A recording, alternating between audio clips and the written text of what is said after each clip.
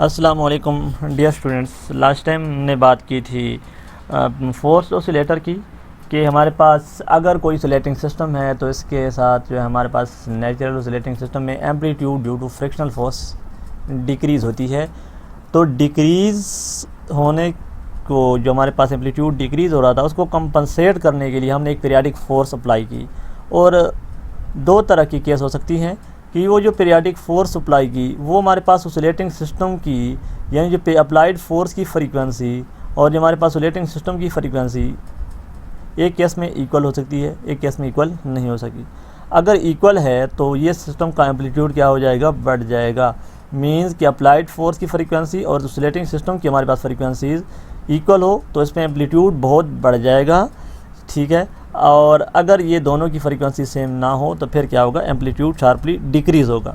यानी जिस तरह आप कभी एक स्विंगिंग है, अगर आपके पास झूला है तो उसको आप अगर एक पीरियाडिक कांस्टेंट फोर्स अप्लाई कर रहे हैं, ठीक है, तो इसका जो आपके पास ऑसिलेशन है एम्पलीट्यूड इस तरीके से जो झूला है इसका बढ़ जाएगा। लेकिन अगर आप फॉर एग्जांपल यहाँ तक अगर स्विंगिंग पेंडुलम आपका यानी जो भी चीज़ है आपके पास झूला है यहाँ तक आता है और आप इस पर फिर फोर्स अप्लाई करते हैं और इरेगुलर फोर्स आप अप्लाई कर रहे हैं तो फिर इसका एम्पलीट्यूड क्या होगा, इंक्रीज़ इतना नहीं होगा। हाँ, जब वो यहाँ तक आता है और फिर आप इस पर दोबारा फोर्स लगाते हैं तो ये किसी मैक्सिमम हाइट तक जाएगा।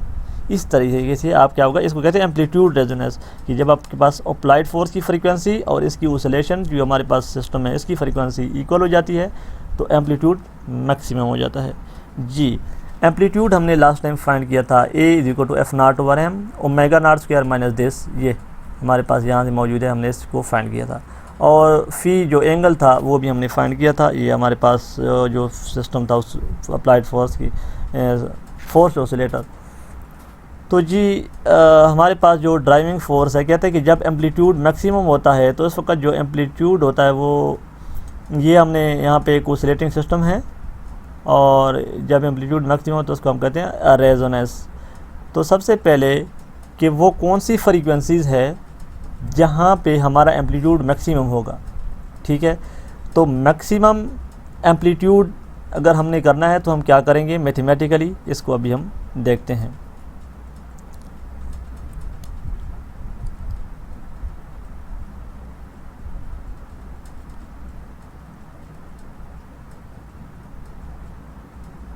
जी, ये हमारे पास एम्पलीट्यूड है।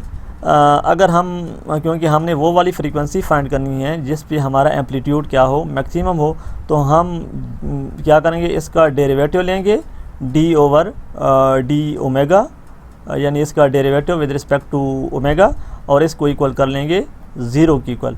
तो आप देखेंगे बाकी तो कांस्टेंट है, ये तो इधर भी डेरिवेटिव लेंगे, ज़ाहिर बात है। जो हमारे पास राइट साइड है उधर भी डेरिवेटिव लेंगे और जो हमारे पास लेफ़्ट साइड है उधर भी हमने डेरिवेटिव लेना है। यानी यहाँ पे भी हम क्या करेंगे, डेरिवेटिव हम लेंगे, इधर भी, यहाँ पे आप d/d ओमेगा।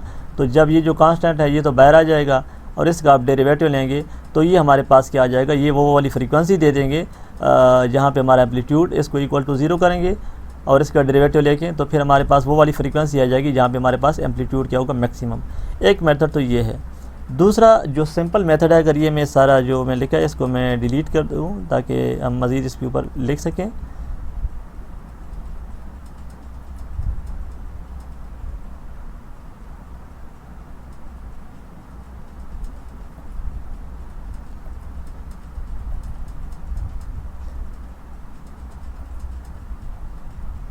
ये तो फिर हम क्या करते हैं, हमारे पास जो सिस्टम था उसमें हम यानी जब हम इसका डेरिवेटिव लेंगे एम्पलीट्यूड का, एक मिनट में इस इक्वेशन को दोबारा, हाँ जी, अब देखें जब हमने ये हमारे पास एम्पलीट्यूड है इसका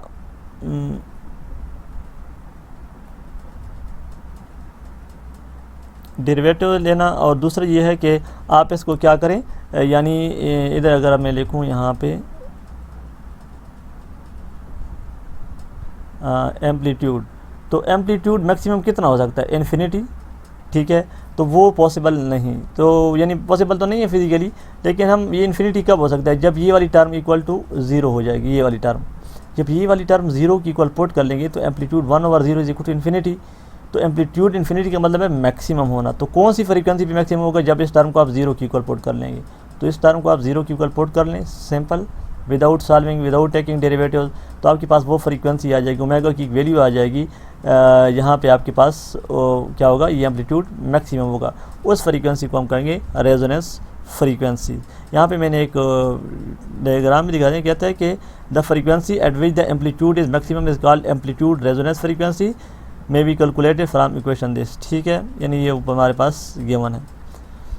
upon solving equation resulting equation we get omega is equal to omega R is equal to omega naught square minus 2 gamma square. ये हमने जब इसका डेरिवेटिव लिया और इसको इक्वल टू 0 किया है। ठीक है, ये previous equation which state that the damping coefficient decrease the resonant frequency. देखें, जब आपके पास डैम्पिंग बढ़ेगी तो क्या होगा?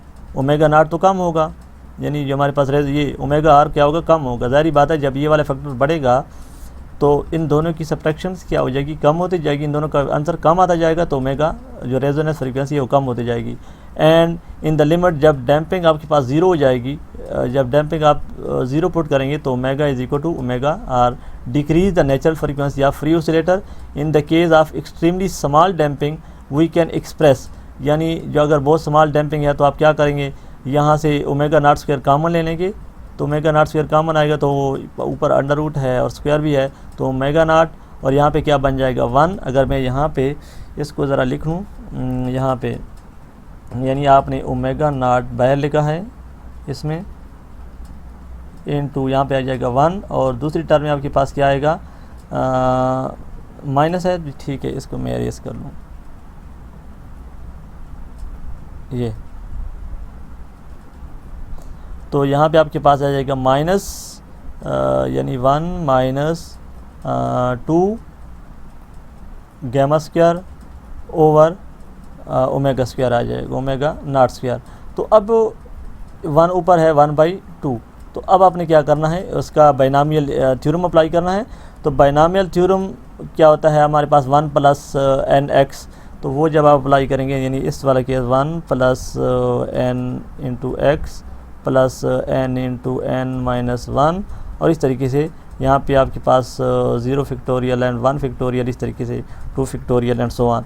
तो हमारे पास ये बनेगा omega R is equal to omega naught minus gamma square over omega naught for a driven oscillator में be compared with the case of damped oscillator, जिसमें हमारे पास फ्रीक्वेंसी आई थी omega is equal to omega naught square minus gamma square. For small damping हमारे पास, अगर आप इस केस में देखें, यहाँ पे स्मॉल डैम्पिंग, अगर हमने स्मॉल डैम्पिंग करनी है तो क्या होगी? इस तरीके से ओमेगा नॉट स्क्वायर को कॉमन लेंगे, यानी यहाँ पे अगर आप इसमें करेंगे ओमेगा नॉट स्क्वायर बाहर लेंगे, तो यहाँ पे आपके पास बन जाएगा 1 minus gamma square over omega naught square, और ऊपर क्या है? 1/2। तो फिर आपके पास ये के ऊपर अंडर रूट था, तो यहाँ पे ये कैंसिल हो जाएगा इसके साथ। ठीक है, तो ये आपके पास ओमेगा नॉट, और फिर आप बाइनॉमियल थ्योरम अप्लाई करेंगे 1 माइनस 1/2 गैमा स्क्वायर, तो ये वाली फार्म आपके पास बन जाएगी। तो omega 1 is equal to this, यानी ये वाली जो है ये आपके पास इसकी इक्वल आ जाएगी, ओमेगा नॉट ओवर दिस।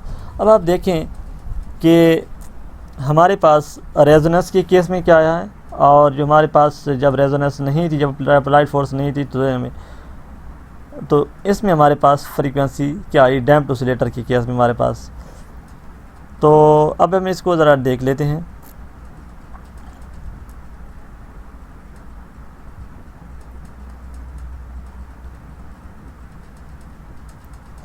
कहता है कि while for a free oscillator omega naught square is equal to K over M जी।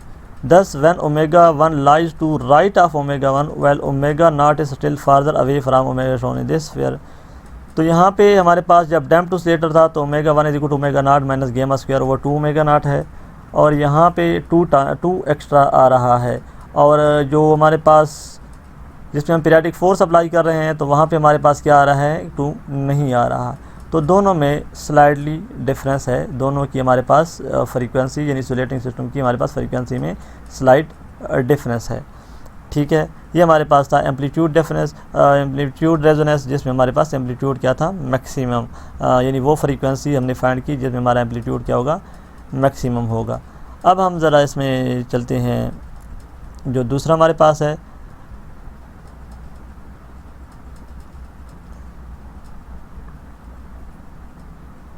ये जो मैक्सिमम एम्पलीट्यूड हमने फाइंड करना है, क्योंकि हमने वो फ्रीक्वेंसी तो फाइंड कर ली जहाँ पे हमारा एम्पलीट्यूड मैक्सिमम होगा। ये omega is equal to omega R is equal to omega naught square minus 2 gamma square. जब ये पुट करेंगे इसके अंदर, यहाँ पे ओमेगा की जगह ये वाली फ्रीक्वेंसी जब हमने फाइंड की यहाँ पे पुट करेंगे तो हमारे पास एम्पलीट्यूड कितना होगा, यानी मैक्सिमम एम्पलीट्यूड कितना आएगा जो जिस उस फ्रीक्वेंसी के कोरस्पॉन्ड। तो ये हमारे पास आएगा F0/m 2 gamma into omega naught square minus gamma square. ठीक है। इन the case of small damping हम क्या करेंगे, गामा 0 कर लेंगे। ठीक है।